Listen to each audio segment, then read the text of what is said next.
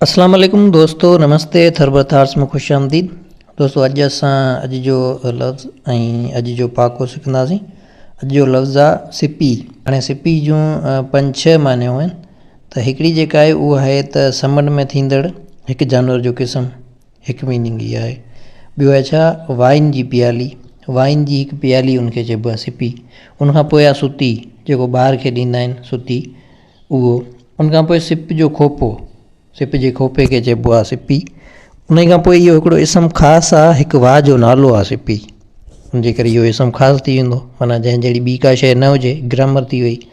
उनखां पोइ सिपी जी ॿी जेका आहे उहा मानी आहे त बिल्कुलु थोरो हिसो। हाणे इहो तक़रीबन 6 जेके आहिनि उहे मीनिंग्स थी वियूं। त इहो सिपी जंहिंमें आहे सिपियूं। ऐं अॼु जो पहाको, जेकॾहिं पहाके ते ईंदासीं त चओ थो सेवा सां कर्म खुलंदो आहे, इबादत या ॿियनि जी वाइर ऐं ख़िदमत करण सां भाॻ खुलंदो आहे ऐं नामाचारी थींदी आहे। त चवे थो दोस्तो कमु कयो, ॿियनि जी ख़िदमत कयो त पोइ भाॻ खुलंदो। जीअं आहे न इबादत करणु या जेको हक़ आहिनि उहो अदा करणु। जीअं आहे त हिकिड़ो आहे हुकूकल अलाह, ॿियो आहे हुकूकल इबाद। त हुकूकल इबाद उहो आहे हक़ जेके बंदनि जा हिक ॿिए ते हुजनि, हक़ ऐं फ़र्ज़ु। त बंदा हिक ॿिए जा हक़ ऐं फ़र्ज़ु अदा कनि त उहो हुकूकल इबाद। ॿियो आहे हुकूकल अलाह, जेको अलाह जा माना हक़, उहो ईं त पाण जेको आहे उहो वहदु ला शरीक लह, माना रब पाक खे हिकु करे मञूं, उनजो शरीक ॿियो को बि न आहे, उन जहिड़ो ॿियो को बि न आहे। उहो हिकु आहे, हिकु हुयो ऐं हिकु रहंदो, माना तौहीद जो जेको कॉन्सेप्ट आहे। त हुकूकल अलाह ऐं हुकूकल इबाद।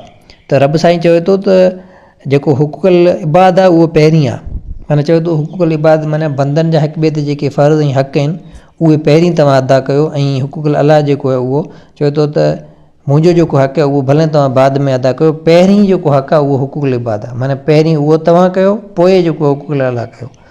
सो इबादत करणु माना पहिरीं जेको आहे न बहितरीनु कमु, उहो आहे त ख़िदमत करणु माण्हुनि जी, पाड़े वारनि जी, उन्हनि जा जेके हक़ आहिनि उहे अदा करणु, फ़र्ज़ु निभाइणु, त पोइ भाॻ खुलंदो ऐं नामाचारी थींदी, माण्हू जो नालो थींदो, रोशन थींदो, ख़बर पवंदी बंदो फलाणो इहो सुठो कमु करे थो। त हथु पेर हणण सां ई भाॻ खुलंदो। वेठे वेठे हथ ते रखी माण्हू वेठो हूंदो त भाॻ कोन खुलंदो। वताये वली चवे थो न त रब साईं ॾिए थो पर खंघणो पवे थो, खंघाइण सां ॾिए थो। सो माण्हू कुझु खंघंदो, हथु पेर हणंदो, थोरी महिनत कंदो त भाॻ ज़रूरु खुलंदो, महिनत जो फल मिलंदो आहे। चवंदा आहिनि त काम करो फल की अच्छा मत करो, कमु तव्हां कंदा रहो ऐं फल जी जेको आहे न उहो तमना न कयो, फल पाण ई मिलंदो। महिनत जो जेको आहे न उहो उजूरो रब साईं कॾहिं बि न रोकींदो, उहो ॾींदो। सो सेवा सां कर्म खुलंदो आहे। इहो बहितरीनु आहे पाको। त कमु करण सां, ख़िदमत करण सां जेको उहो भाॻ खुलंदो ऐं नामाचारी थींदी। सो दोस्तो इहो हुयो हिकु लफ़्ज़ जेको आहे सिपी ऐं पाको। त सेवा सां कर्म खुलंदो आहे। वरी मिलंदासीं नए पाके में, तेसिताईं जे लाइ अलाह निगहबान।